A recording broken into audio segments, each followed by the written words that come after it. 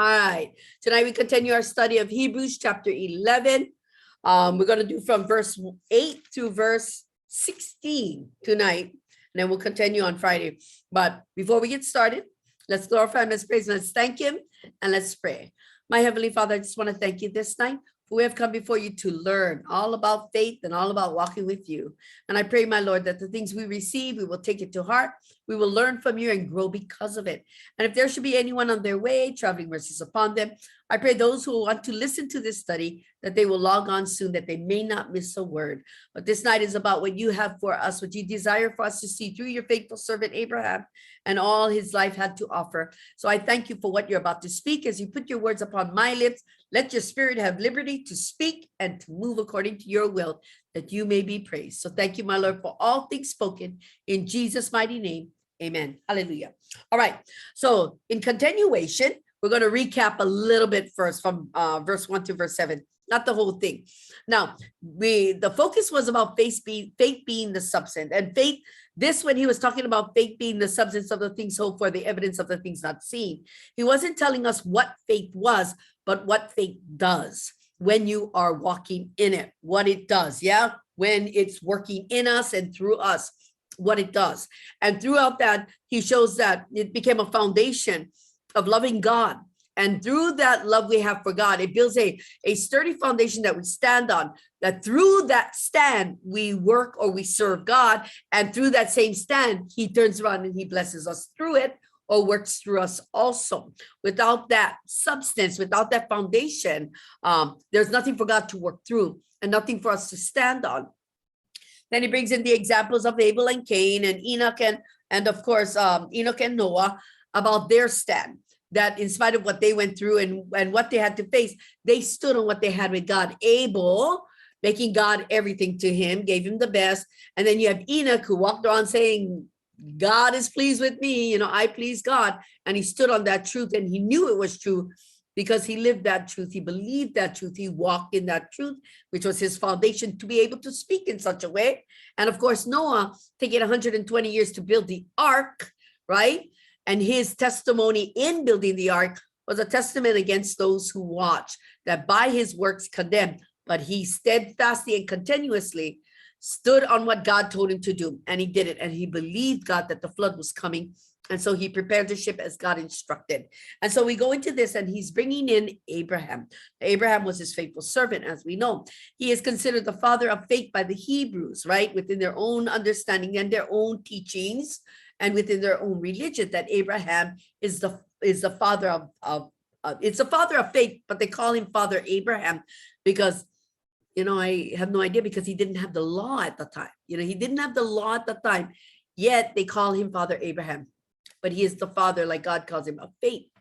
So when we get into this, we're going to start at verse 8, and I'm not going to read all the way. Well, maybe, no, I'm going to start from verse 8. All right, you ready? It says, so he goes in, the first thing he says is by faith. Now, I just told you, faith is about what it does, not what it is. Yeah.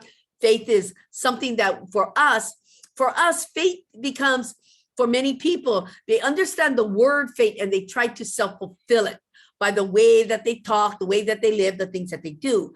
But here he's saying by faith. And remember, we talked about the substance, faith being the substance, right? The foundation that we depend on, what we have with God. Right? What we have with God. It is the essence of the reality that we actually live, right? It identifies your character. How you stand identifies the relationship you have with God, how strong it is, the way that you stand, right? Something that exists within us. And it testifies to that in that stand. So by that faith, for Abraham, by that faith, by that stand, by the existence of God, the way he behaved, it characterized him as having God in his life, right? So that's his faith. That's his stand. By that faith, and by that faith, by that stand, he did the things that God told him to do, right? So by faith, the first thing God says, where am I? Oh, here we go. By faith, it says by faith, Abraham obeyed when he was called to go out of the place which he knew he would receive as an inheritance. And he went out not knowing where he was going. Let's stop. Okay, so first thing he said, Abraham obeyed. Now, obeyed means he considered it because of his relationship with God, because of his stand, because of which he loved God. when God told him to do something, he obeyed because he considered what God told him as being a divine call. If God says, go this way, he saw it as God calling me to go this way. So he obeyed that voice because he stood on all that God was, loving God. And it was a divine call, which is, obedience is actually a fruit or the evidence of his faith. And it's the evidence of others. Being obedient to God is part of that, is showing the world where you stand, what you have with God, right? Many people are not obedient because when we start looking at the world, it takes away from this stand. It takes away from this stand. But Abraham, he obeyed. Abraham obeyed. Yeah. Abraham obeyed when he was called to go out of the place which he would receive, which he was go out to the place. So what happened was God called Abraham out of the land of his family, right? Away from him. Read about that in Genesis chapter 12, in verse 7, where God says, and the Lord appeared to Abraham and said, get out of your country, from your family, and from your father's house to a land that I will show you. I will make you a great nation. I will bless you and make your name great, and you shall be a blessing. I will bless those who bless you. I will curse him who curses you. And in you, all the families of the earth shall be blessed. So Abram departed as the Lord had spoken to him. You see that obedience? As the Lord had spoken to him. And Lot went with him. And Abram was 75 years old when he departed from Haran. Let's stop. So he departed as the Lord had spoken to him. And there's your obedience, right? As the Lord, after what God told him, there was no question. And so what he did was, you got to listen to this. What he did, then Abraham took Sarah, his wife, Sarai at the time, Sarai, his wife, and Lot, his brother's son, and all their possessions that they had gathered, and the people whom they have acquired in Haran, and they departed to go to the land of Canaan. So they came to the land of Canaan. Abram passed through the land to the place of Shechem, as far as the terebinth tree of Moreh. And the Canaanites were then in the land. Then the Lord appeared to Abram and said, to your descendants, I will give you this land. And there he built an altar to the Lord who appeared to him. Let's stop. So he didn't just say, okay, I'm leaving. He packed up everything. He took everything. He took his wife. He took his brother's son, his nephew. Yeah. All his possessions, all his servants, everything he acquired in Haran. He packed everybody up and he went because he was being obedient to God. He was being obedient to God, that he was willing to back up and go and move on. So in that, Abraham obeyed when he was called, because to him it was a divine call of God telling him what to do, to go to the place which he would receive as an inheritance. So it was the land of Canaan. Canaan was going to be his, right? Canaan was going to be his. So Abraham left according to God's will. God promised the land out to the descendants. And he went out not knowing where he was going, not knowing. God told him to go and he just went. He just packed up and he started to head a certain way. Now, in Genesis chapter 12, even though it mentions, and he went to the land of Canaan, he didn't know where the land of Canaan was, because what he did is he actually just kept, it said in verse 9, and Abraham journeyed going still towards the south. He just went south and he kept going south. Okay, and he just kept going south. Now remember, the book of Genesis is written by Moses by divine inspiration of God. God told him what to write. But when you get to this place, Abraham only knew Haran, his family, his family's house, and his land and his country. That's all he knew. They never left. They stayed exactly where they were. They weren't, moving here and there. When God told him to leave, he packed up everything and he left, heading who knows where, yet God did. Yet he writes here to the land of Canaan and the places he passed. Abraham never passed or went this way before. This is his first time going because God divinely called him to do this. All he did was pack up and headed south. He headed south and he just kept going south. These places and these names, God put that in so that we have an idea of the direction he was going and what, and the places that he entered into and went through. But he himself had never been there before, So he went to the place, like God says in Genesis chapter 12, which I'm going to be referring in verse 1, he says, get out of your country and from your family and from your father's house to a land that I will show you, because he's never been there before.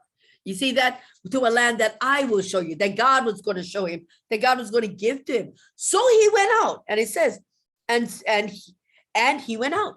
That's what it is. So he went out. He went as God told him. He headed south, and he was heading to a land that God was showing him, directing him where to go. Prepared himself, as spoken of in Genesis chapter 12, verse 5, right? He took everything. Like I said, he left nothing behind, not his servants, right? He did this because Abram was not planning to return. If he was planning to return, he would have left something behind, but he didn't. He took his servants, he took his goods, everything he acquired, and then he left because, like I said, he was heading where God was taking him. He was not planning to return. He was not planning to return. So he was not planning to return, but to move forward. And he was going to move forward according to God's will, telling him where to go, according to the divine call that God says, get out of your house, the divine call of God. When God called him and says, go to this, go that way. And he did. And he did, right? How many of us would be able to do that? Just pack up and say, all right, I'm gone, and just go. So this is what God does with those who love and trust in him, who have that kind of faith. He does this as a shadow. It's also a shadow for us, right? A shadow for us. What God does, what God may ask of us because we trust in him. He leads his people. He will lead you in ways you have not known. He leads you in ways you have not known. He will take you on the journey that you need to go because he will guide you and lead you to the place you need to be, the place that he will show you to be. And even though we know him, we don't know where he's taking us and what he desires to do with us. We just have to be obedient because we believe and trust in him. This is the characteristics of faith. This is one of the characteristics of faith. Obedience, to follow God, his command, his call, his order. Yeah, what he says goes. This is the foundation. This is part of that foundation. Without that strength, you won't obey what God moves you and tells you to do. You won't move when he tells you to move, and you won't go where he tells you to go, because not being obedient is a fate breaker, I should say. There's no foundation for those who are disobedient. You know what I mean? Going into verse 9. So God, finishing it up, not knowing where he was going. See how much he trusted God? He only knows his home, his land, his family, his place, his goods. Yet God tells him to go, and he had south. And God is taking him through lands he had not known. But God is leading him, so he's not afraid. He has a good disposition. He's trusting in God. He's trusting in God to lead him to the place he needs to be. Because God told him, I will take you to where, a place that I will show you. So he has never seen it before. So God is doing this, and he does it with us too. Even in this day and this age, he does the same thing with us. Yeah, guides and leads us. And then he tells us where and when and how. Are we obedient? Because honestly, that's part of the foundation. Obedience comes when there's a strong foundation, a strong trust in God, that when he says go, you go. When he says come, you come. Just like the centurion. Yeah. Remember the centurion that talked to Jesus? And he says, my servant is sick. And then, so Jesus said, okay, I'll come. And he said, no, you don't need to come. This is what he says, for I am under rule too. He relates with Jesus, right? As being under rule, seeing Jesus saying, you are under the rule of God. I am under the rule of whatever. And I tell my servants are under me, and I tell them to go, they go. And I tell them to come, and they come. All you have to do is say, and it will be done. Yeah, because that's how he saw it. And Jesus says, I have not seen such great faith. That's right. Look how this centurion, who is a Gentile, stands. How he stands and how he perceives Jesus's relationship with God, and compares it to his relationship to his hires, right? And says, we are both under rule. I understand this. And I know that all you have to do is say the word, and it shall be done. It shall be done. How great a faith is that, to be able to say and to do and stand on something like that. And that's what he did. So even if for us, our struggle may be in being obedient, because we do not really conceive or perceive what being obedient is. Do you know what being obedient is? See, this is where faith gets watered down, because our perception of obedience is under our own understanding. If God tells us to go, we want to know what we must travel, how many steps, where's the turn, what does it look like, what do I need to bring? We start laying out all the things to make us comfortable so we can become familiar with where we think he's taking us. And we become obedient to what we think he wants. But God says, go, and you go. God says, come, and you come. Because you are under rule.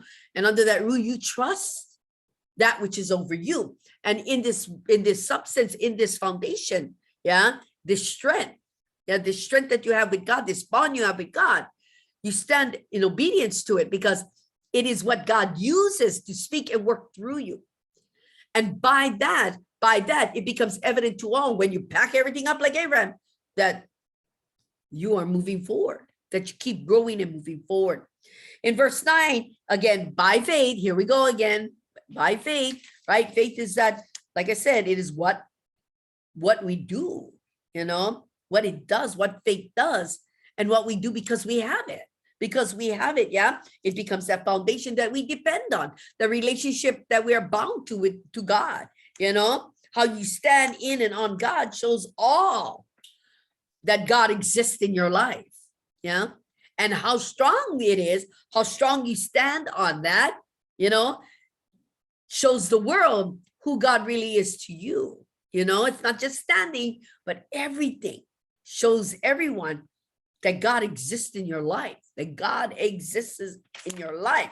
By faith, repeating what I said, right? By faith, he dwelt in a land of promise as in a foreign country. It was foreign to him because he's never been there before, right? Like in a foreign country. He dwelt in the land of promise. God took him to the land of Canaan, right? To the land of Canaan, because it was foreign to him. As meaning foreign country means he's never been there before. He's never seen it before. So he was a foreigner there. And to him, where he was a foreign place. So it's kind of that, not foreign, but far away too, right? Because he had to go distance. He had to go through Shechem and Moreh. He had to go through a lot of places to get there. And he learned about these places along the way, right? The land of Canaan promised to Abraham, right? And descendants that was spoken of in 12 verse 7, when he said, and the Lord appeared to Abraham and said, to your descendants, I will give this land. I will give this land. And it was the land of Canaan. The land of Canaan. He was going to give him all of it, right? To the descendants. So he pitched his tent. That's what he did. He pitched his tent and stayed there a while. So he pitched his tent and he stayed there a while. That you read about in the very next verse, in verse 8, right? After he says, I give this to your descendants. And he built an altar because the Lord had appeared to him. And he moved from there to the mountains east of Bethel. And he pitched his tent. Then he pitched his tent, right? He pitched his tent with Bethel on the west and Ai on the east. There he built an altar to the Lord and called it the name of the Lord. And so he pitched his tent and he stayed there a while. Long journey. And he's taking people along and all his goods, right? So he dwelt in the land of promise. When he got there, dwelt in the land of promise. When he got there, dwelling in tents with Isaac, Jacob, and with Isaac and Jacob, the heirs with him in the same promise. I had to look this up. I had to look this up to really understand what he was talking about. I asked, and this is me. I asked this question. Is this literal or spiritual? This is me. Is this literal or spiritual? I had to go look it up. And you know what I found out? It's actually literal. Did you know they were all alive at the same time? Okay. Abraham and Sarai had Isaac. Okay. This is the breakdown. Let me give you the breakdown. Okay. Abraham and Sarah had Isaac. Okay. Abraham was 100 years old. Get this. Abraham was 100 years old when Isaac was born. Sarah was 90. Okay. 100 years old.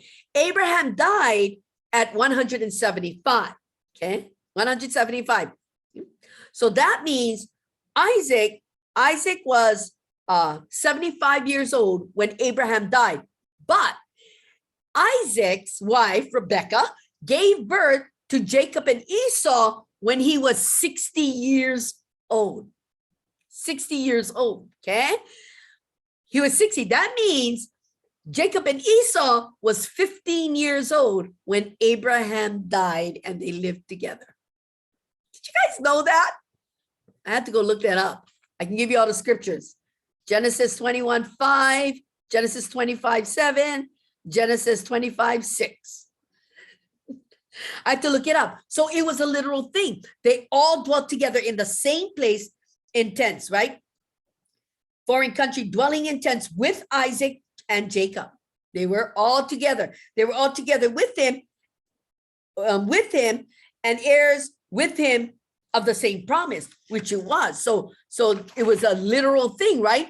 And yet God, he made them heirs and gave them all the same promise that you read about Abraham in Genesis 12:7, the land, right? He says, this land I will give you. But in Genesis 22:15-18, he says, blessings and all things, and in all ways I shall give to you.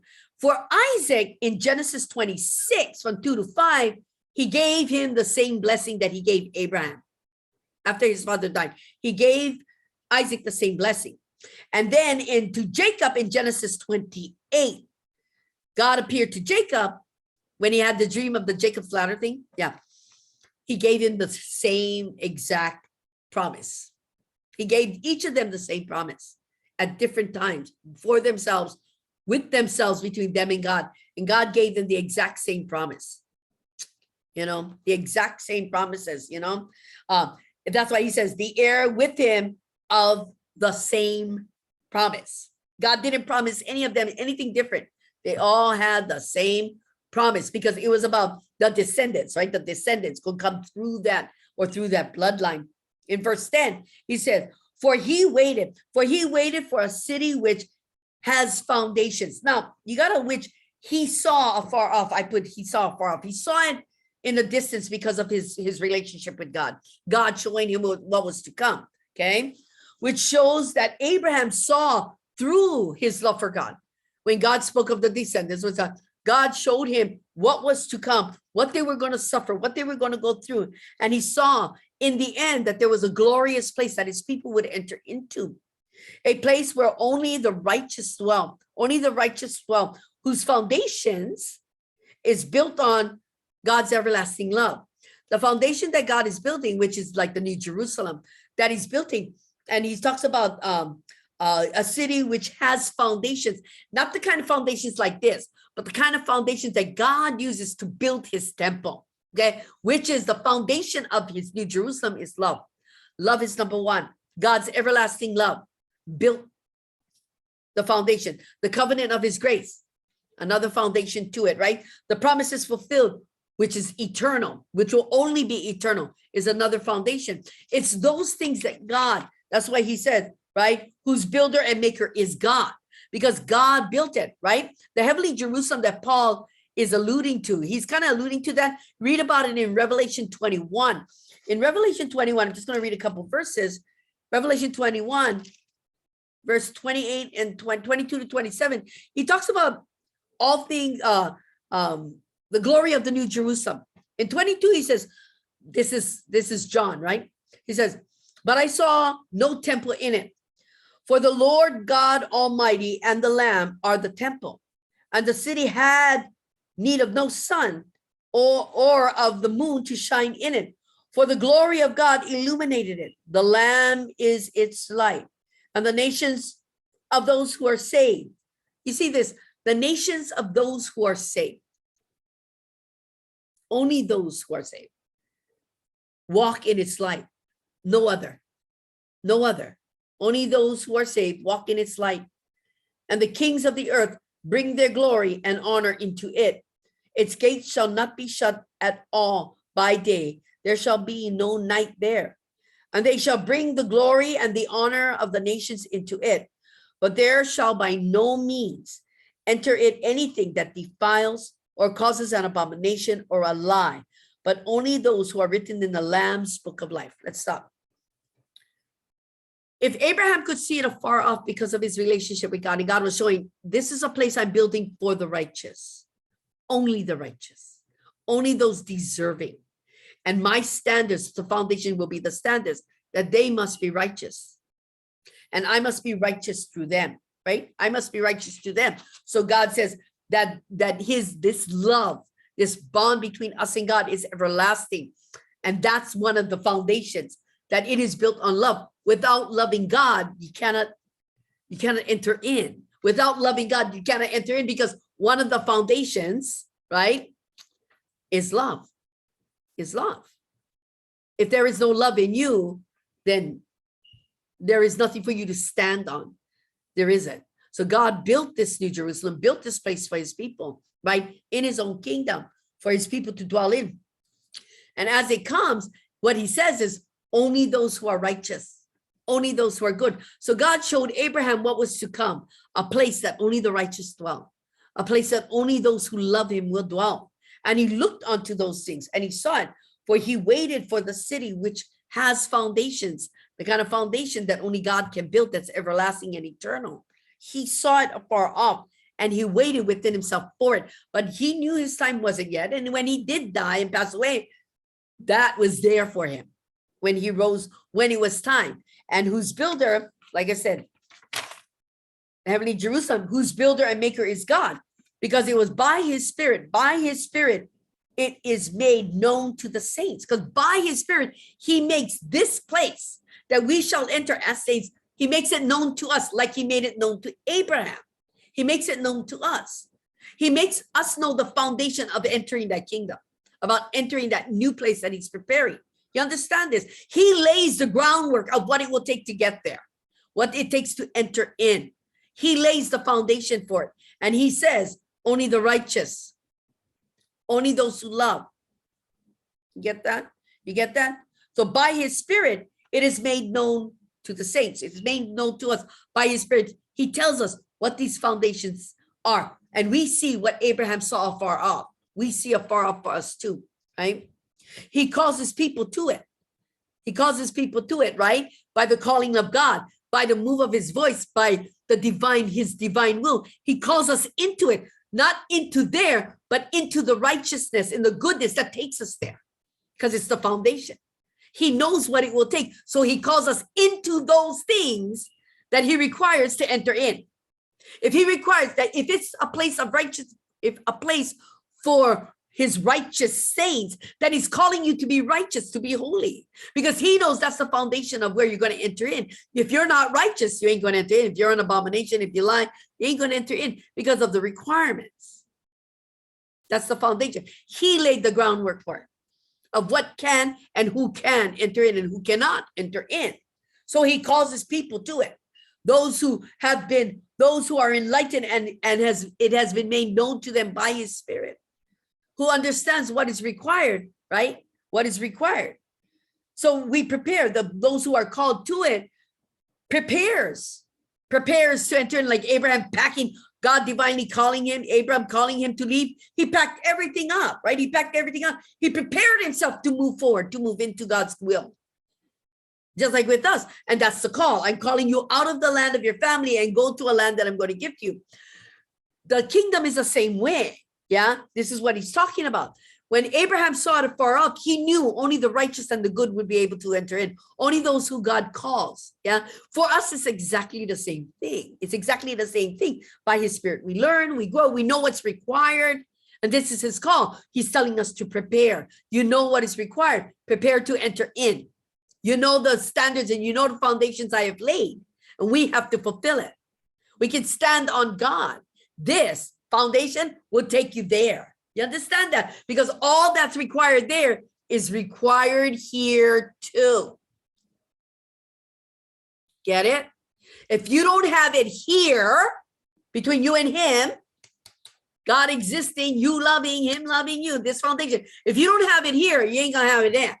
This foundation is that foundation. You need this foundation. You need something to stand on to get in there. If you don't have this, you don't have that. You get that? What this builds is what that is what's laid. You understand this. This God did, whose builder and maker is God, in us and through us. He set the standards. Yeah, he gives the requirements. He does the divine calling. but he teaches us through his gospel, gives us example through his son, and tells us what it takes. And then he tells us to start building. Prepare yourselves, right? Prepare for them, whom Christ was a forerunner, right? He gives us the example of the forerunner, and who has been making things ready by his Spirit in the hearts of us, in his people, to enter into that. He prepares us here, so we got something to stand on while we live, walking with God, because he knows this will take you there. This will take you there. If you don't have this, you struggle with this, you definitely ain't gonna make it there. You understand this? This is kind of what he's talking about. God built it. God laid the foundation. God made the requirements, right? God established what will and what will not. God did all that. He's a divine planner. He did it all. Yeah? Verse 11.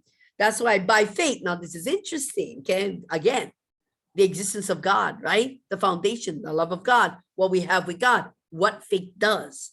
What it does in us and through us, not what it is, what it does by faith. This is what faith does. This is how we stand. So far, we're watching a stand, we're watching a move, we're listening to obedience, right? But we come to Sarah. Yeah. So Sarai at the time, but Sarah by faith, right? Talking about Abraham's, this is kind of talking by faith. Sarah at that time, her faith wasn't very strong. She was barren. And then there was a prophecy that she was going to have a child, a son, and she laughed about it. And God says, why do you laugh? And she says, I'm not laughing. And he said, oh, yes, you did. Right? He calls her out. Anyway, her faith wasn't strong, but Abraham's was. Abraham believed God for that promise. So by faith, by Abraham's strength, right? By Abraham's strength, Sarah being barren, right? At first, she did not believe. She laughed about it. Like it's impossible, right? It was impossible. She also received, says herself, Sarah herself also received strength to conceive seed. So when you take a look at this part, also received strength to conceive seed, this is afterwards. After that little impossible, I'm 90 years old. You know what I mean? And she's chunking about it. God asked, why did she laugh? And she says, I didn't laugh. He said, yes, you did. Okay, so after that, she got her husband. And between the two of them, she started to get courageous. But something happened. Sarah started to believe, but there was more fear in her because God called her out. She said, I didn't laugh. And he said, yes, you did. So fear entered into her, but also that fear took her down a direction to believe. She started to believe, and she became, right? She started to believe because of Abraham, because the promise was to the two of them. If Abraham was standing on this, she was afraid that God called her, and like, this is kind of impossible thing. God called her out on her doubt, but she had Abraham, and Abraham believed. So her fear caused her to believe. Because of Abraham believed in the promise, right? And because of that, she found strength. She found strength, not in might, but in belief, in faith. As Abraham stood, she stood too. She started to stand too. This gave her that strength to believe. And when she started to believe, to her faith becoming stronger, she started to believe God. This, right? Her faith, because it started to grow, because remember, she didn't believe. But then fear brought her to hear, to listen, to heed her husband, who did believe. She started to believe. And as she started to believe, she got stronger. She believed it. She stopped doubting it. She stopped doubting it. This made her a believer in the promise of what God said that she was going to conceive. She started to believe the promise. She started to believe in the promise. And by her faith, it strengthened her body to conceive without doubt. Because with the doubt, she wouldn't conceive. But once doubt was taken out of the way and she started to believe, no more was it about what her body could not do, but what God had promised. So she stopped looking at herself where she first did and says, well, how can I conceive? Are we going to have desire for one another? I'm 90 freaking years old. He's 100. In the mind's eye, it's ridiculous. But for someone who believes in God, all things is possible. She overlooked her age. She overlooked her husband's age, right? She overlooked it all, right? She didn't even look at it. She didn't doubt God. She started to believe God. And when she did believe, her body followed. Really, once she believed, then she became a willing vessel. And once she became that willing vessel, without that doubt, completely believing and completely trusting in God, she could conceive, right? And by God's grace, she became the vessel of Abraham's blessing and promise. God needed the vessel for the promise. Because why? Because he promised his descendants, and he loved Sarah, and Sarah was barren. But it seems like God was waiting for such a time as this, right? When there's nowhere to turn and nothing more, and God just kept blessing and kept promising things to Abraham, right? He kept blessing him, taking him forward, moving him forward, right? She became the vessel of the promise, the promised son. But she had to stop doubting. She had to believe in the will of God, not only for Abraham, but for herself too, who she was going to become, right? So Sarah herself also received strength to conceive seed because the doubt disappeared. The doubt had left her, and she bore a child when she was past age. Because the doubt left her. She stopped looking at her. She stopped. And by that, she became a willing vessel. That willing vessel conceived. And so even though she was that old, past age, she believed, and it was greater believing in God, standing on what God promised, right? Than looking at herself in the mirror and says, this cannot happen. Because she judged him, right? Because she judged him, God, who had promised, right? Because she laughed and she couldn't believe, and that was a judgment. But then that judgment turned around, fear kicked in, and then truth came in, and she started to believe. Her truth, her belief in what God had promised, right, made her faithful unto God. And so now she judged him, not as one who's crazy, but as one who is faithful, who will bring it forth, because he made a promise not only to her, but to her husband too. God wouldn't have done that if it wasn't going to come to pass. You understand it? He didn't just make the promise to Abraham. He made the promise to Sarah too, and it's all part of the same promise. You understand that? She became the vessel to bring forth this promise. God needed her, right, to believe, but she had to believe on her own because he wasn't going to force it. But he called her out when she laughed. She did, to show her, her doubt in it, to not doubt it. So as Abraham believed and encouraged her to believe, because they are one in this truth and one in that promise, she believed. Her doubt left her. Her doubt left her, and it opened her eyes to see him, to see God for who he is, that he's not a liar, that he's not making fun of anything, but that he is faithful. He is faithful. He is faithful to keep his promise, and he did. Because she believed that God is faithful to keep his promise, God did. God did keep his promise. You understand? Not after she received, right? After she received, they say, oh, God is faithful. Because many people wait for the fulfillment of promises or blessings and say, oh, look, God is faithful. But we're supposed to believe like that before it happens. We're supposed to believe God is faithful and God can do all things before anything happens. But what we do is, because we don't have it in us, that doubt, nothing really comes. Nothing really comes. And because of that, our foundation is very weak. Get it? So sometimes we want to be healed, but we're so focused on us that we doubt that God can do it. God can bless us. God can heal us. God can deliver us. We doubt it because in us is doubt. Nothing's going to happen if doubt is there, because it's not based on God. It's based on only you. And if it's based on you because you laugh about it, you think God can't do it, even though you say, oh, God can do all things. Look how you're behaving. The way you behave is saying you don't have this, do you? You can't stand on that truth because you doubt within yourself. You doubt within your. This is what Sarah did. Then God called her out and fear gripped her. But once fear did that, she turned to her husband who believed, because they're one with the promise, right? And she started to believe like him. And she didn't doubt God. She didn't doubt God at all. And because of that, she judged him. First judged him as crazy because, like I said, she judged him as faithful because he made the promise, not only to her, but to her husband too. Do you see that? He made a promise to her husband first. And he made a promise to her. that she was going to conceive. That's why, you know what I mean? That's why it was easier for her to let go of the doubt, let go of the fear, and believe, because he made a promise to Abraham too. Get that? And so in that, she found that strength. And then she conceived because doubt was cast away from her. And she conceived. She didn't look at her age. She didn't look at any of that. She ended up conceiving, and she bore a child past her age because she judged him faithful who had promised. Remember, who had promised. She didn't wait for the son to be born and then say, oh, he is faithful. No. She believed him to be faithful before she even had conceived. She believed before she gave birth. You understand? Before she conceived.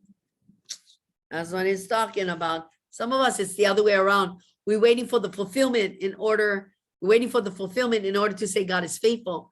But this tells God that you believe he's faithful. It's foundation. By this, you tell God you are faithful. By this, you tell God, I do not doubt. Because you tell him, I love you, and you will never leave me nor forsake me. And I stand on who you are in me and through me. This is what faith does. It makes us stand and gives us strength and courage. You understand that? And we stand on who he is and what he can do, not on who we are and who we think we are and what we're supposed to do. For us, doubt will break us apart and cause us to be disobedient. Then it's not going to be as strong as it should. Get that? That's why by faith, all things come. By this, all things come. All things come from God. By this, God moves his people. By this, fear and doubt is cast away. Because of this. This is what faith does. This is what it does. And the evidence is for all to see. God's grace, she was a vessel of Abraham's blessing, wasn't she? And she bore a child when she was past her age because she was 90 years old when she got pregnant, Genesis 17, verse 17. And in believing, God ascribed it to her as faith, considered her faithful too. And being faithful to the promises of God, she judged him faithful, right? Who had promised. And she should have a son at the time of life.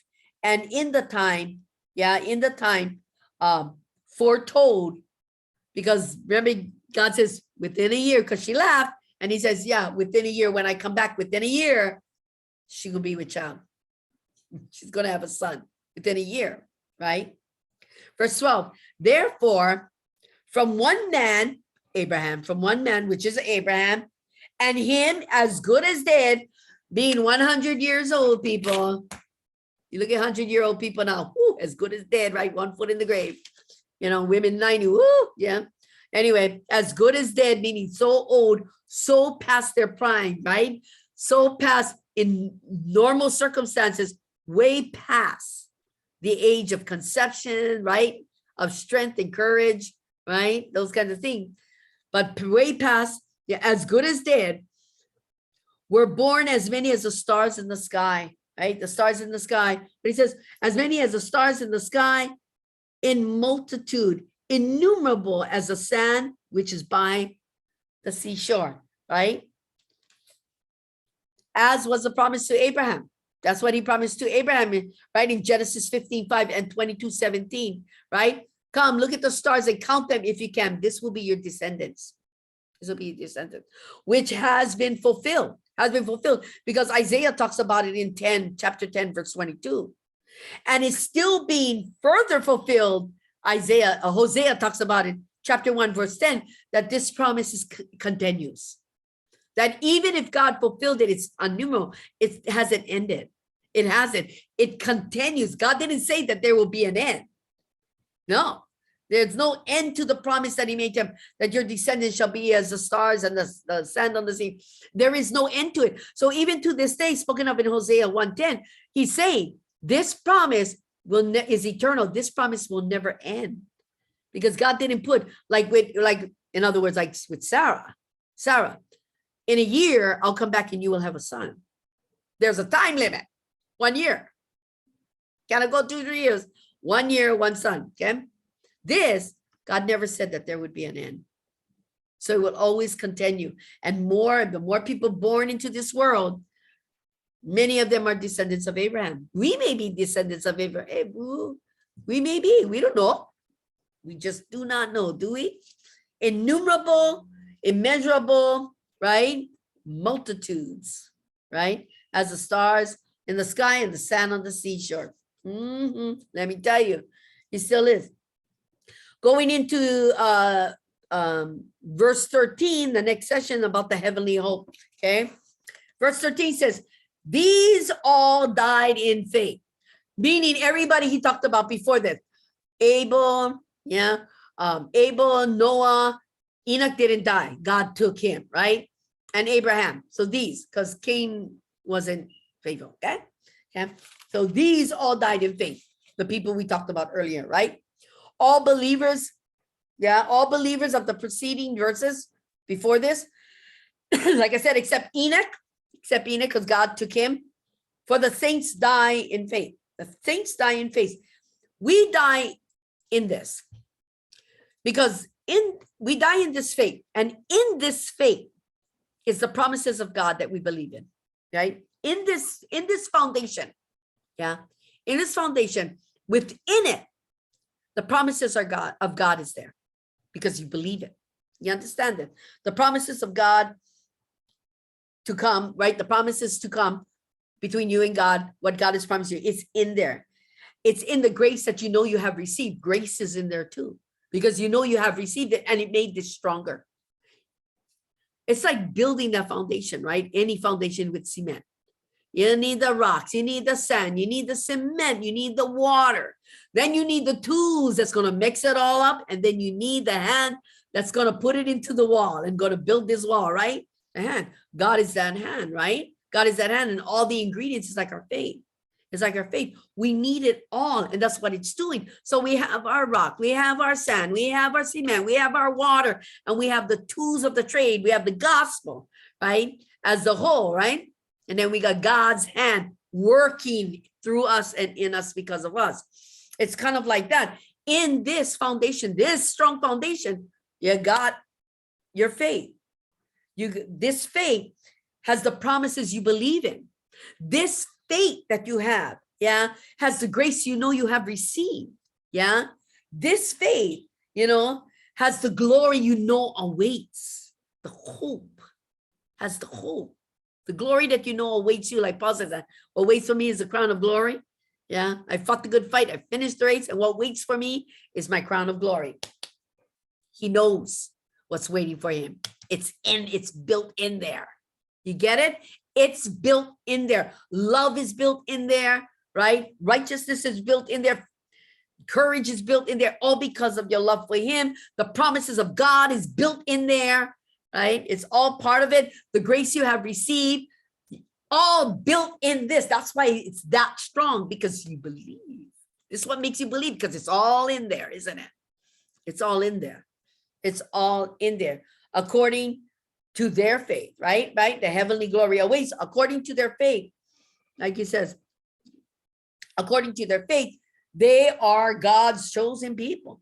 God's chosen people, right? Who lived in the truth and died clinging to it. Those who, like he says, these all died in faith. Because why? Because according to their faith, those people that we talked about, Abel, Enoch was taken. That's how strong his faith was. Abel, Noah, Abraham, these all died. They all died, but they lived in that truth. They died clinging to this truth, standing on this truth, all of them. They lived in it, they died in it. Get it? They lived in it and they died in it. That's why he says, these all died in faith. Holding on to it, clinging to it, like clinging to the divine. Not having received the promises. Of course they did not. The things promised was eternal, was continuous, so even though God was fulfilling the promises, fulfilling the promises, once the son was born, God was fulfilling the promises. There was no end to it.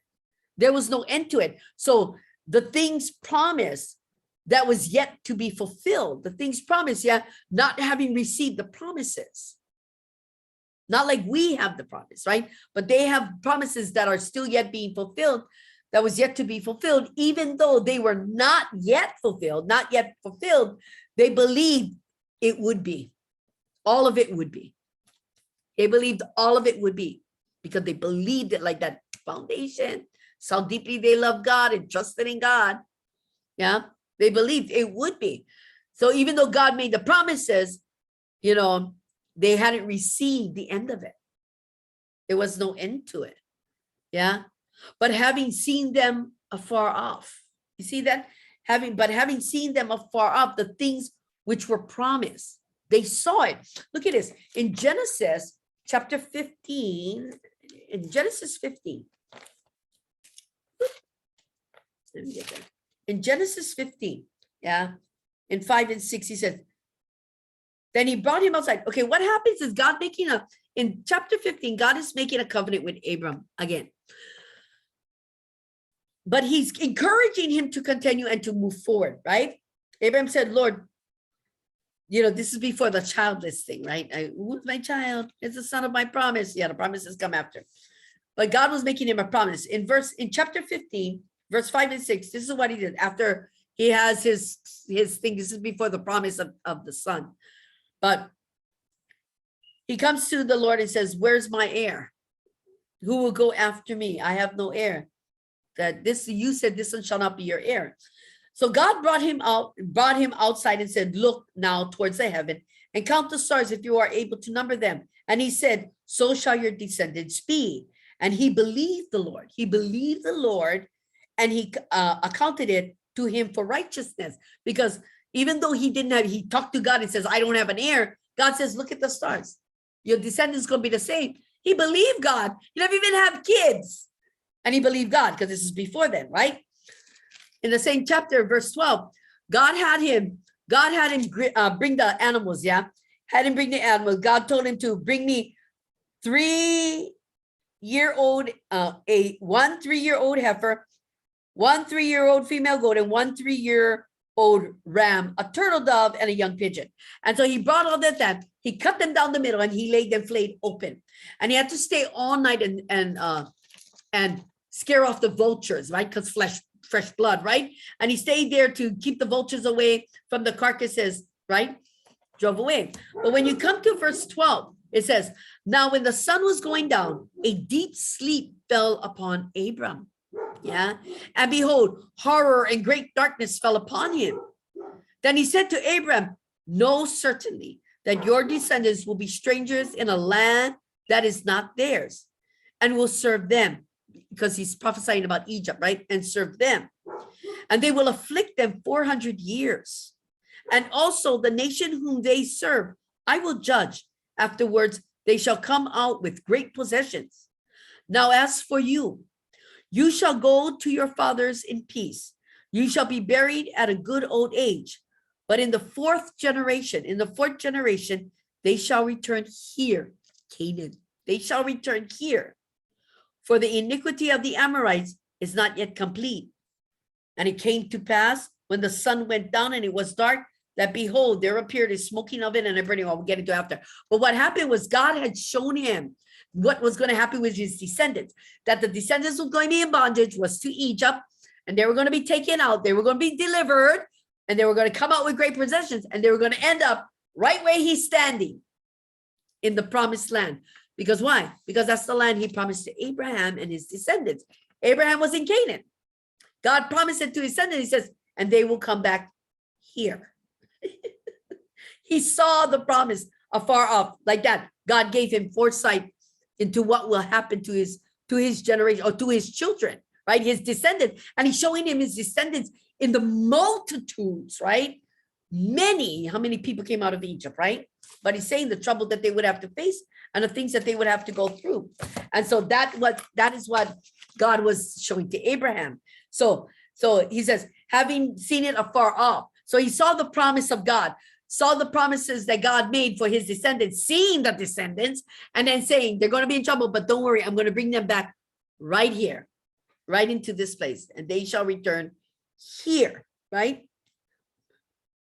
And you shall be buried, but in the fourth generation, they shall return. You see that in verse 16? But in the fourth generation, they shall return here into the promise. That's the promised land. Not the promised land like that's your joy. No, it's the land that God promised Abraham. That's why it's called the promised land. The land was promised to Abraham and his descendants. That's why it's the promised land. It's not the promised land like, woohoo, the king, but it's the promised with a D, promised land. That's why it's called the promised land. Not because it was, but because of the promise to Abraham. Yeah, promise to Abraham. He saw it from afar off and we're assured, and he was assured, continuing, he says, oh, wrong page. And he said, promises, and having seen them afar off, we're assured of them. Yeah, he was assured of them, embraced them, right? Embraced them. Abraham had total confidence. Now, let me tell you, Abraham had total confidence in God to fulfill the promises, showing him, yeah, afar off what was to come and how his descendants would come back. He must have seen the multitudes of people coming. You know what I'm saying? He must have seen them all, seeing them leaving Egypt, right? With great possessions. God was showing him in that deep sleep, in that vision, right, of the night, God fulfilling his promise. He embraced it. He embraced it, meaning he took hold of it without doubting. He took hold of it without doubting. He possessed it, that promise, as if it was already fulfilled, because he saw what God was going to do. You understand that? So for us, it's the same way. This is what faith does. It gives us that foresight, and through the gospel, we know he gave us a foresight of what is to come. So we hold on to it. We embrace it because it's the promise, right? Without the doubt. Because why? Because it is the promise that we believe in, that it's going to be fulfilled. So we possess that promise. We possess that promise and we lay it in here because part of that is the promise. The promise is in it. The promise is in it. Don't you get it? This is what faith does. It gathers all of these. It gathers the grace. It brings in the love. It brings in the promise and it seals it together, right? And everything, we stand on it all. This is what it does. This is what it does. And it gives us the strength to keep moving forward, right? He says, going on.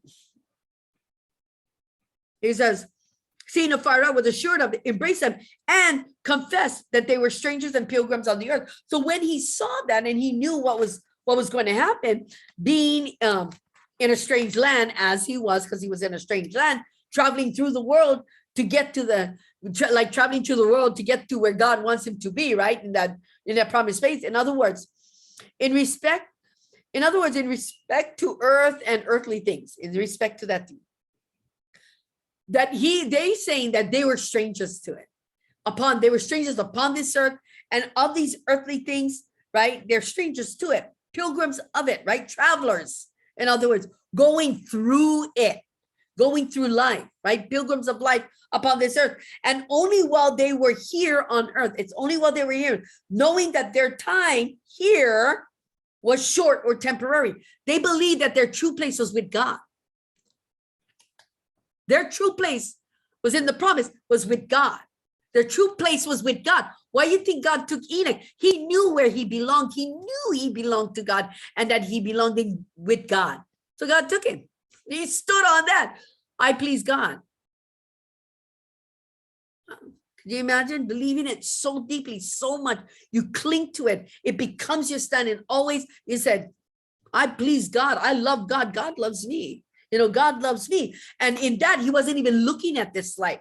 What's in this life? Where, what's life about? Because we are pilgrims traveling through life. Pilgrimage is about traveling, right?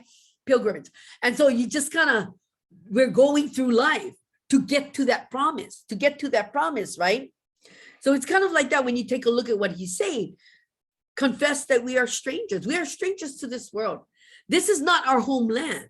This is not where we belong. We are here temporarily for our short time of life, however long life is short, right? We don't know what short is. We really don't know what long is, right? We don't. Compared to them living 175, 300, 600 years, this is really a drop in a bucket. This is short. right? Compared to them.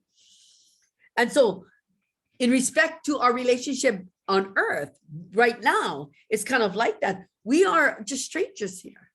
We are just strangers because we're only here temporarily. Don't you understand that? We're not here permanently. That's what makes us strangers, because this is not where we belong.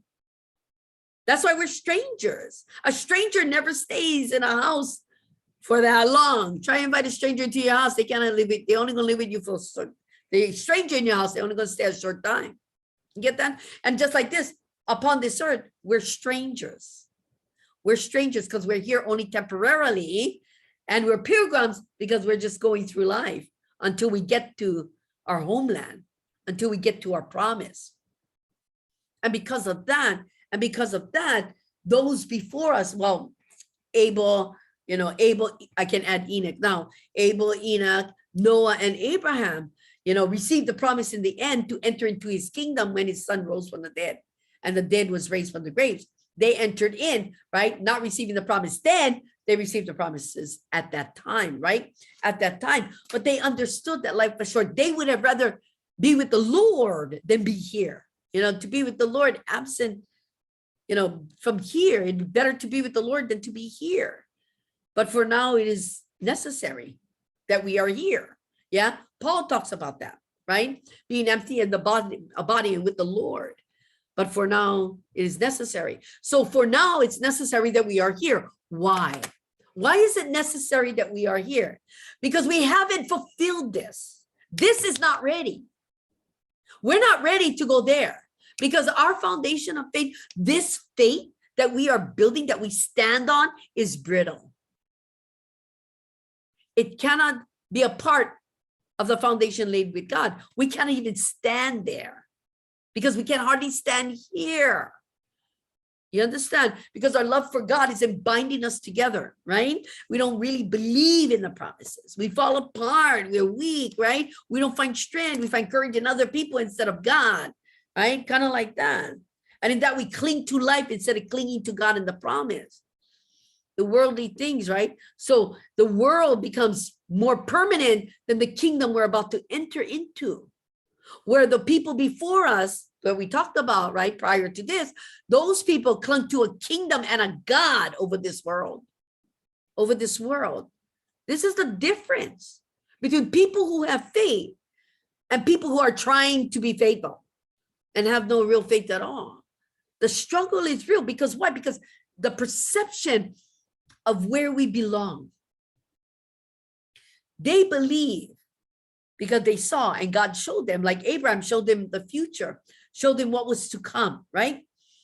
The others, like Enoch believed without doubting at all. He knew he belonged in the presence. He knew he belonged with God.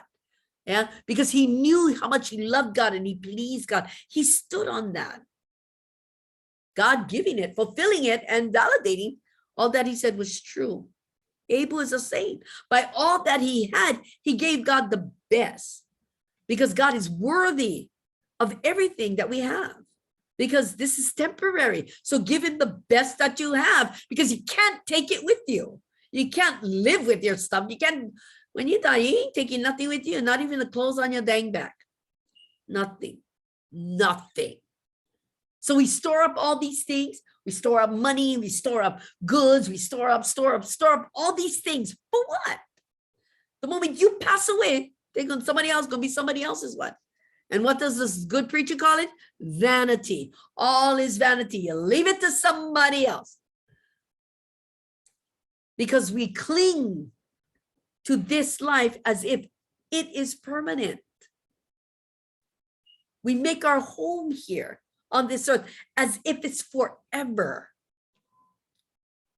This is temporary. We are strangers on this earth. Though we are familiar with the things of it, we're still strangers. We only here temporarily. Yeah.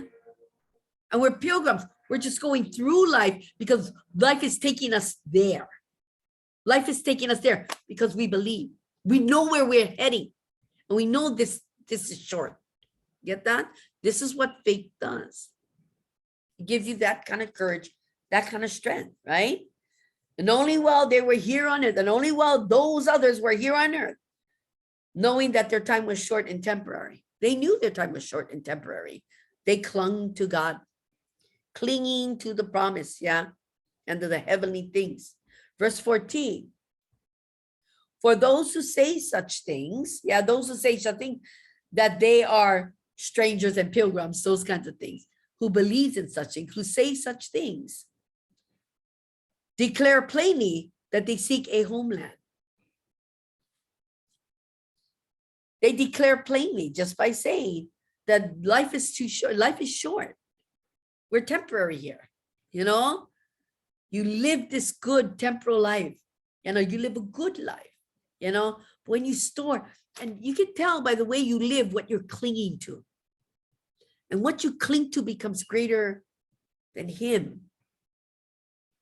Saying, Lord, Lord, not going to change that until your perception and your foundation changes.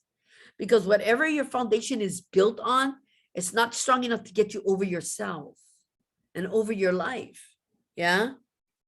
We have a hard time declaring plainly to the world through our lives. Yeah. That we seek the kingdom, that we belong in the kingdom, right?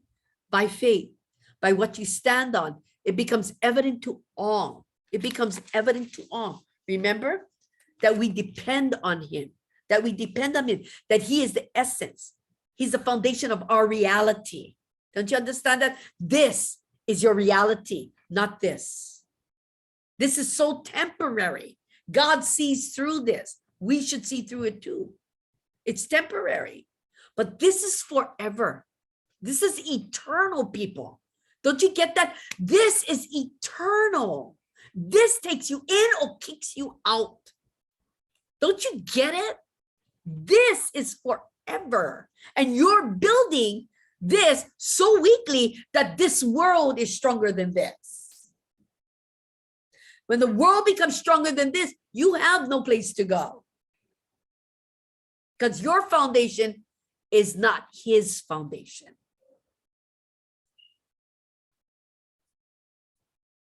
I know, right? Makes you think, doesn't it? Makes you think, doesn't it? I don't know where I stand. Where am I? I'm in 14. And it says, for those who say such things, declare plainly that they seek a homeland, not only with words, but their lives, their actions, their move, their interaction with people, everything. That they know they belong in the kingdom. Because they live that way, they walk that way. Yeah, they treat people that way. They want others to enter in with them. You know what I mean? That's why they walk uprightly. Be holy, for I am holy, because you're understanding, you do not doubt and fear. You holding on and you clinging to that journey that you're on. You know where you're heading, that homeland, that promise that awaits for you, a land that will give you rest and fill you with joy, right? Where they would not, that place that we're heading to, we will never be strangers and never be pilgrims. That will be our eternal. And just like those who do not enter the kingdom will find a new place to go home. And there they will not be strangers and they will not be a pilgrim either. Even though they're being condemned, it will be their eternal. It will be their eternal. Where will we settle? Where will you settle? This is telling you where you stand. It's telling you where you stand compared to the others. Look at it. Look at it, yeah? Where will you settle? You know not your day nor your hour. You know not. And even if you say, you know, the words that Christianese people, you know, everybody in Christianity speaks, this is what God's going to judge. This is what he's going to judge. Not your words, not your works, but the heart of the relationship. We stand on that truth. Because this that we stand on, we believe in the promise. This we stand on, we love him completely. This we stand on tells us where we're heading. Tells us what we have, what's waiting for us. And we believe it. Anyway, moving on. Yeah. And even though it is far away or far off for them, for us too, we don't know how long we have, right? We have some knowledge of it. That's what the gospel gave us, and of the way to it, to get into it. That's why he gave us a manual. How easy could it be for us? We have a freaking manual, the Bible, the gospel. We have an example, Jesus Christ, right? He gave us instruction. He gave us example. He gave us everything and showed us that this is the way. And we still can't get there. Why? Because we think it's about a work or a way we do things. No, all of that, the example shows you what faith looks like. Jesus Christ. This is what faith does. Yeah. Ooh, big angel. What faith does. Okay. The gospel tells you what's required to build that kind of faith. You get that? This is what the gospel did. It tells you what it takes, what you need, yeah, to have that outcome, to get where he is at. We have all of that. It showed us the way, not just the journey, but what's required and how to fulfill it. That their desires were our desires, that their desires, Abel, Enoch, all of them, their desires were after it. They wanted to be in this relationship with God, and they wanted a strong relation. So their affections for God had great value to them, right? For it kept them seeking after him. If you do not value this, knowing what it's building, if there is no value, you're not going to seek after it. Not something you consider important. When you consider it, keep seeking, asking, and knocking, shows that you give value to what you're receiving, what you desire. And the desire isn't only about receiving. It's about having a homeland, having a place to rest for all eternity. We're seeking after that homeland just like they did, by clinging to what we know is true. Our affections, towards God is evident to all, right? And how much we value it shows to everybody, becomes evident to everybody by the way we stand, and what it's built on. It keeps us seeking more to make it stronger. They sought after it. Those in the past, they sought after it above all things. It was the greatest thing they could have, a relationship with God. That's why Abraham was so willing to pack up everything and leave his mother and father's house and their homeland and take everybody with him, because God, he had more value in God, and he put God above all things in his life. Family, land, you name it. He took everything that was his and he said, I'm heading south. Because God said, and I believe him. And he wants me to go there, so I'm going to go there. Yeah. So they seek after, like Abraham, they sought after it above everything. So he wasn't going to break his heart if he leaves his family. He knows where he's heading. They're going to be fine. Get it? But we let everybody get in the way. We let issues and family and everybody have a say. And it takes away from the journey that God is putting us on. It does. It causes us, it weakens how we seek after God. It does. It does, because we don't cling to it for ourselves. But they sought after it above anything, above everything, with their whole heart, soul, mind, and strength. The whole thing, because of what they were building with God, what they had with God, and what they were building and standing on. It got stronger and stronger. The more they sought, the more they clung to God. The more they believed, the more they understood, the more entwined they became with God. They wasn't going to let God go. Not for nothing in this world. And in doing so, right, with their whole heart, they gain patience to continue as pilgrims in this temporary life. They just continued until their days were up, so that they could be where they wanted to be with God. Yeah, doing his will. They did his will until it was time for them to go. Verse 15. It says, and truly, if they had called to mind that country, meaning that the country that Abraham left, Haran, the land, the homeland of his family, okay, his family. It was part of the Chaldean land.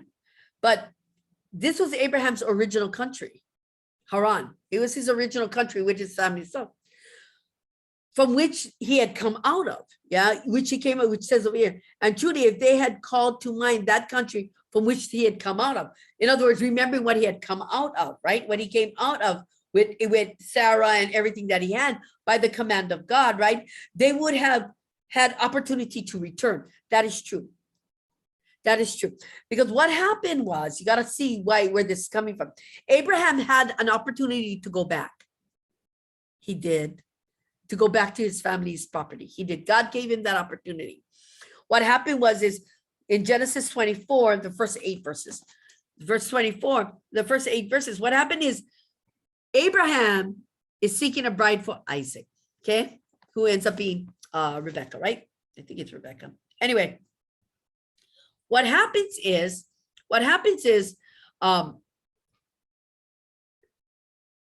he's sending his servant, his faithful servant, the one who's been with him for many years and probably just as old as him, right? He sends him back to his father's land to go find a bride for Isaac, because that's what they did. You don't marry foreigners, you marry from relatives, to stay within God's way of keeping everybody together. It wasn't incense, it was just, I don't know, but anyway, it was what it was, right? So this is what happens from verse 1. It says, now Abram was old, well advanced in age, and the Lord had blessed Abram in all things. So Abraham said to the oldest servant in his house. Why the oldest? Because he knows the way back to the family's house, okay? He would know. The newer ones would not, but this one would know the way, okay? And the faithful one, right? Who ruled over all that he had. Please put your hand under my thigh. And this is a way of making promises, and we'll get into it another day, but not today. And I will make you swear by the Lord, the God of heaven and the God of the earth, that you will not take a wife for my son from the daughters of the Canaanites among whom I dwell. But you shall go to my country and to my family and take a wife for my son Isaac. And the servant said to him, perhaps the woman will not be willing to follow me to this land, meaning go back to Haran and bring her all the way back over here. She might not want to come. She might not want to follow me to this land. Must I take your son back to the land from which you came? But Abraham said to him, beware that you do not take my son back there. The Lord God of heaven, who took me from my father's house and from the land of my family, and who spoke to me and swore to me, saying, to your descendants, I give this land. He will send his angel before you, and you shall take a wife for my son from there. And if the woman is not willing to follow you, then you will be released from the oath. Only do not take my son back there. And let me see, do I stop it? Let's stop right there. So what's happening is God takes Abraham out of the families, out of Haran, and drives him to the Canaan, drives him south, so he ends up in Canaan, right? Amongst the Canaanites as his land. He's nowhere, they can get kicked out later. Anyway, so he's there. But Isaac needs a bride, okay? So Isaac, not knowing this is happening, Abraham sends his servant to go back to the family because they married from within, not something, but there. He will not go back because what happened is God pulled him out for a reason, to give him a promise and a blessing. What's being said over here, go back, in Hebrews, he said in Hebrews, verse 15, it says, came out of the country which they had come out of, they would have had opportunity to return. Because if Abraham was to go back and seek a bride for Isaac for himself, or if Isaac was to go back, go with the servant because he's never been there before, if he goes back, then the family might take them in and not let them go because of the influence of the family. Abraham knows God pulled him out for a reason. He will not go back because he's still in that. If God called you out, he called you out for good. You understand this? He didn't call you out for a little while.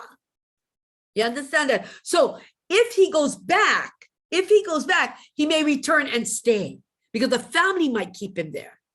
He might not return. But Isaac, who has never been there, but if he was to go, his family might keep him for the woman and not allow the woman to leave, and he might stay. But because God pulled him out, he refuses to let his son go back too. Kind of like that, right? In which they came out of. Aaron and Sarah, they were commanded by God to leave, right? They would have opportunity to return. Abraham was divinely told to leave his father's house and the father's country. All right, to leave it. That stayed. God never said return. Do you hear me? When God says stop, he's not saying stop for a little while. He's saying stop, period. Don't go back means never. Until he tells you go back. You understand this? This is what this does. When God speaks, you do. Yeah, you move because you know he's doing it, but he did not say return. It's still in play. Remember about the promises I talked that Hosea speak? It's still ongoing. The promises he saw it afar off. Okay, it's still in play because there's no end to it. So if God told him to leave, there's no end to that command. That means you leave, and that's it. You don't go back. This is what God does. And Abraham, being obedient, he wasn't going to return. God told him to leave. God didn't tell him to go back. But he needed a wife for Isaac. So send the servant. Don't send. And if the woman won't come, you cannot take Isaac because the family will swallow him up. Yeah. And even that would break what God told him to leave because Isaac is of him. So he considers the promises upon him. The descendants will fall on everybody, all his descendants, including his son, Isaac. So if God told him to come out, Isaac cannot go back too. This is how Abraham is seen, that God's desire for Abraham falls on everybody related to him. You know, his wife cannot go back and his son isn't going to go back. Nobody's going to go back to the father's house. They're done, but he's going to get a wife. And they do, right? So when he does get a wife, he shall father. So he gets a wife for his son from among, because the woman does come. Yeah, it does come. So lucky the servant, right? So Abraham, being divinely told, holds what God said as still ongoing. Do you hear me? This is what faith does. He's clinging to what God said. Even something as simple as leave your father's house, he clings to that and says, leave my father's house. That's it. Not for a little while, for now. You can go back later. No, God said, leave your father's house. He left for good. He wasn't planning to return because that's what God moved him to do. So to go back and get a wife, he will not. And he will not let his son go either. You see how he's clinging to the voice of God? Yeah, that the promise of God or the voice of God or the will of God, right? The divine call of God is eternal to him. Everything God says is forever. It's forever. It goes forward and it doesn't come back. It doesn't come back void. It's continues. So if I gotta leave, I leave. I ain't coming back. Unless God tells me to come back. He didn't say, he told me to leave. So I left. I ain't returning. He knows that. Get it? And just like with us, when God moves us to do something, he doesn't change it. We change it. We change how we do what we do. God tells us to do this thing and we think, oh, I need this one time. Are you crazy? This is ongoing until he tells you to stop. But what we do is we justify what we do for God because of ourselves. We're not like that. We just won't do it because we think when God moves us a certain way, it's only for that moment. Abraham believes it's ongoing. That's how much he believes in trusting God. It is ongoing. It doesn't change until he says it changes. Yeah. So you look at what you do, what you've been doing, how you've been walking. How many times has this changed? How many times has your faith changed? And it's based on what God has promised and what God has said, do you know? It's built in there. And yet we've changed it for our own convenience. You know, our doubts and our fears has changed it. Not so strong, our faith. Yeah, because we're not building anything really, right? But Abraham was divinely told, and he considers it divine, and he'll continue in that divine. It hasn't changed. So he continues to stay away. continues to stay away. And even though a bride was sought for his son, he would not return. He would not return the way he came.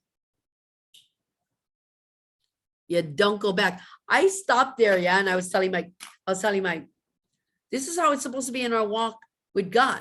We do not return from that which we came out of. That is true deliverance. That is true deliverance. We do not go back to what God took us out of. You never go back. And if you do go back, you forsake him and you break his will. You have no faith in him. Yeah, because you're basing it on you, your fears, your doubts, your lack, your everything.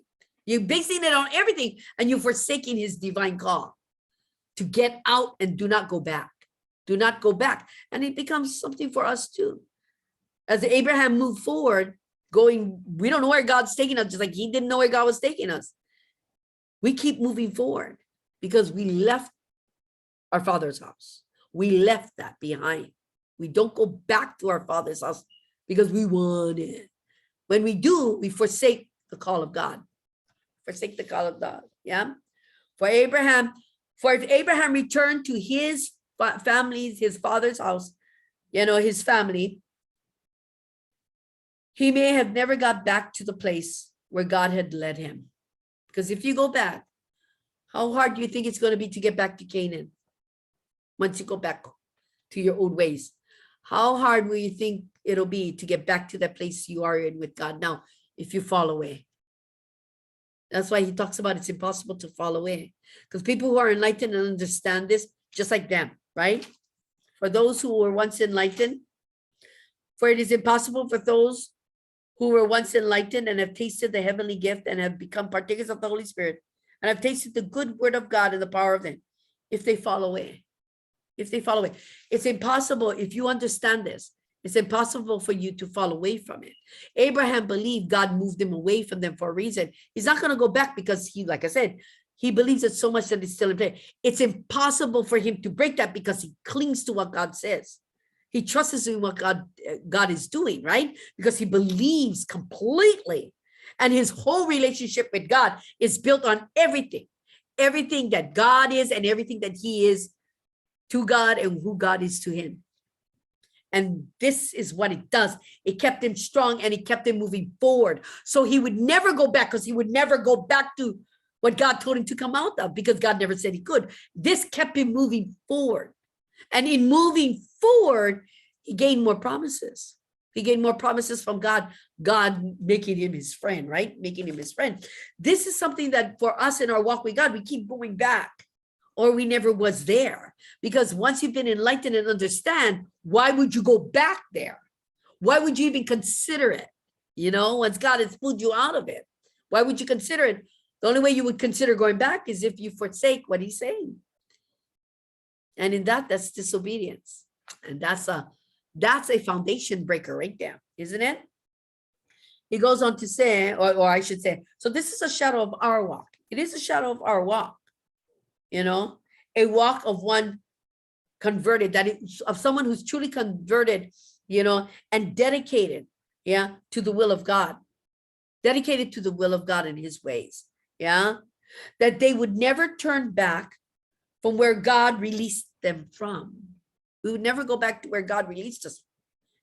So it's a shadow of us moving forward and continuing to move forward, trusting in God, never going back. That's why he wouldn't even go back for himself to go get, which they would normally do. They would send, the original person, rather man and woman, mother or father of the child, to go to speak to their brother and their sister to get one of their kids. That's what they would normally do. But he's sending a servant. He's sending a servant because he refused to go back. Keeping the will of God in play. You see what it is? It keeps it going. Don't you get it? I want you guys to understand what I know, what I'm understanding, that when God speaks something, it doesn't end. It only ends when you end it. If God says, go forward, you don't stop. You keep going until he tells you to stop. And if he doesn't tell you to stop, it's ongoing. It never stops. It's not a moment. It is eternal. Don't you get that? It continues. It is when you break it up that it stops, that he can't work it. Then we expect him to move us again, but now it's on us because he called us out of our ways and put us on this new path and this new journey. And what we do is we doubt, we fear, we fall apart, all this kind of stuff, not thinking that this is eternal. Everything he says, don't you get it? Everything that God has ever spoken, rather to them or to us, is eternal. It's never temporary. It's eternal. Everything the world does and has and offers is temporary. That's why we're strangers. But everything God does is eternal. Everything. Everything. That's why it's ongoing. It is us who cannot dedicate ourselves in the ongoing. We're not so dedicated because we don't desire it like they did. We don't value the eternal. We don't value his voice the same way. So we think it's only for now. That's why you can't get past yourself, because you are where you're at, because you can't move forward, because you got nothing to stand on. Yeah, and nothing to stand on.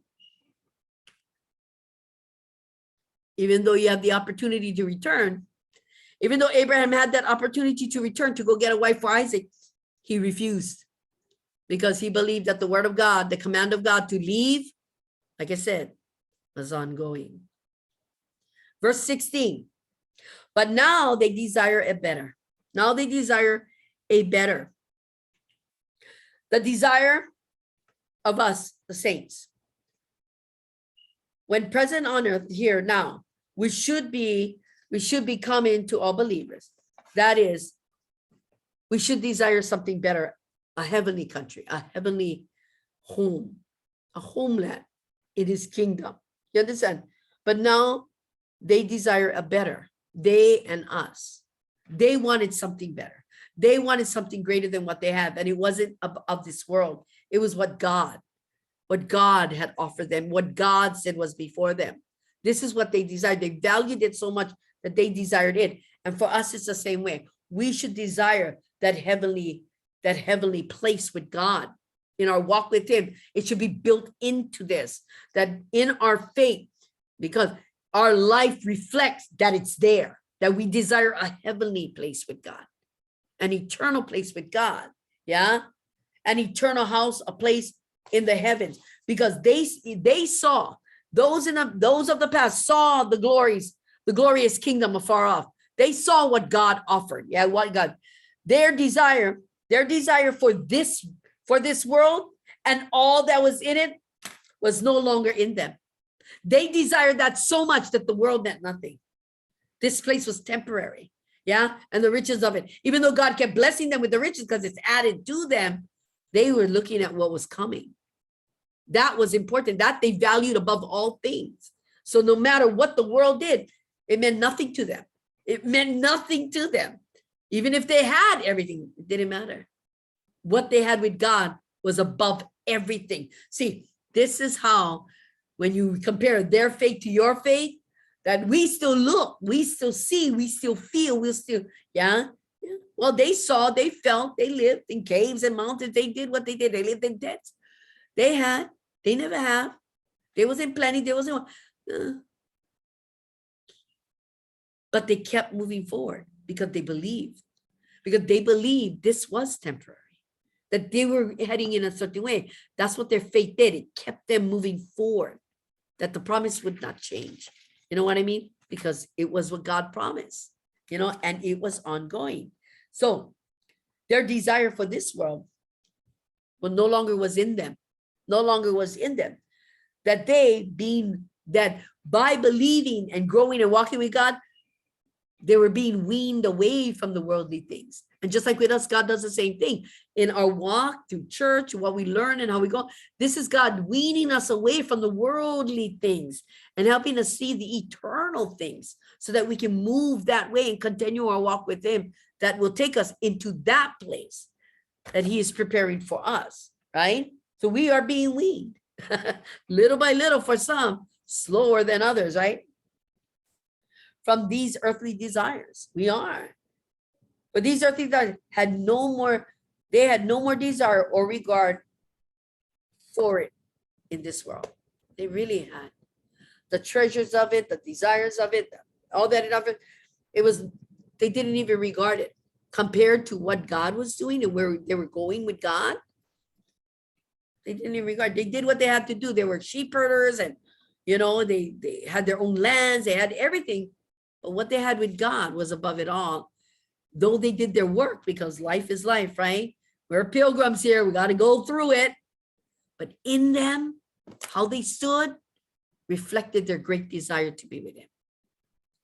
That's why God did and blessed them the way that he did, Therefore, moving on, say the country, therefore, God is not ashamed to be called their God. Imagine that, to be called their God, because they clung to God. They clung to God in all ways and in all things. His voice, his word, his way, because they desired God more than anything. So they clung to God because they loved God more than all their possessions, more than everything they had in this earth, and more than their own lives. For some of them, more than their own lives, they love God more. For God promised, and they who know God, for God made his promises, and they who know God believe. They believe. They believe because they loved God and they wanted. Remember, everything they wanted with God was built into that, into this foundation that we stand on. It's in there. You don't doubt it. You don't say the kingdom, God's promise, eternal life, salvation. If it's in there, you live it, because it becomes part of this truth that you stand on. And then it works. Then it does something. But if it's just things you're saying and it's not built in, you're going to trip and fall real quick. You know what I'm saying? But they loved God more than everything that they possessed and more than their own lives. And God promised, and they who knew God believed. They believed God no matter what. No matter what it looked like, being 100, being 90, God promised, you believe. You believe. That's him saying it. They would never turn away from him or go back to what was before him. So even if we find people finding God now, those who truly have been converted, truly is dedicated to this walk to God, would never go back to what it was before they found God. And that's like going back to your father's house. Yeah. They don't go back. They don't turn away, right? They don't go back because they believe they could never turn away from him. You could never turn away from him or go back to what was before him. For to the believer, to us, right? He is the God of everything. He's everything. Everything you have is because of his hand. Everything you think is because he put it there. Don't you get it? Everything you have is his, is him. Yet we cling to the things of this earth and we deny the God of everything, the God. We deny him. You understand this? These God is ashamed of.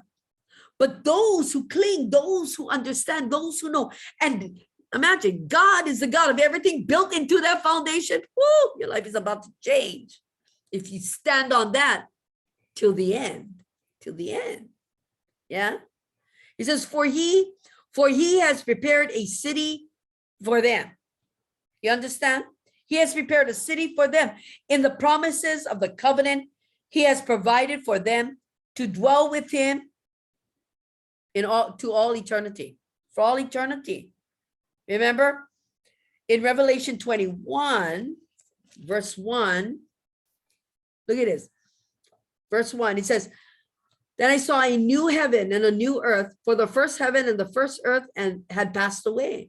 Also, there was no more sea. Then I, John, saw the holy city, New Jerusalem, coming down out of the heavens from God, prepared as a bride adorned for her husband.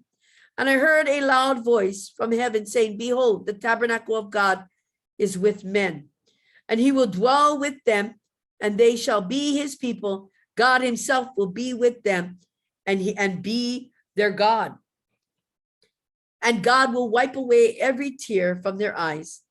There shall be no more death, nor sorrow, nor crying. There shall be no more pain, for the former things have passed away.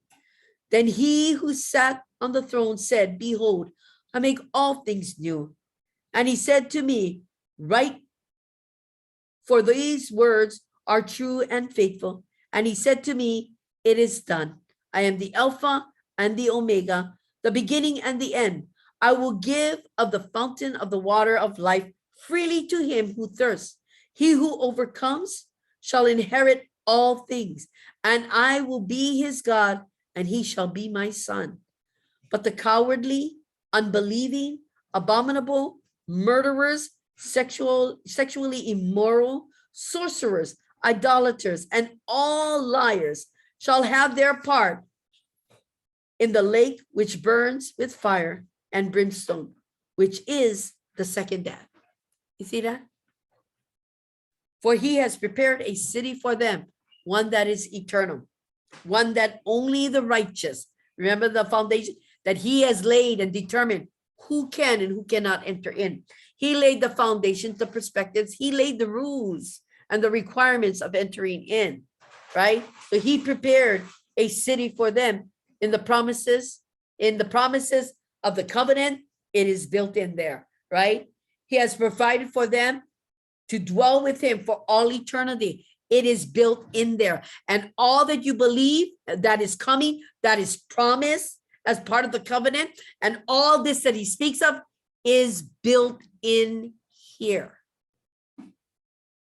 And because it's built in here, it is the substance that keeps you moving forward. It is the strength, yeah, because you believe and you love him. You understand that? And it takes you places you've never been, but God is guiding you. God is guiding you. Amen. So when you take a look at Hebrews, we did from 8 to verse 16. I hope that you guys learn about faith in a different way, about the building the foundation, making the substance of it stronger, because it shows you the hope, that kingdom where we're heading, right? The kingdom that we're having, and the way that you live, all will see it, because it's going to be evident to all where you stand with God. Amen. Amen.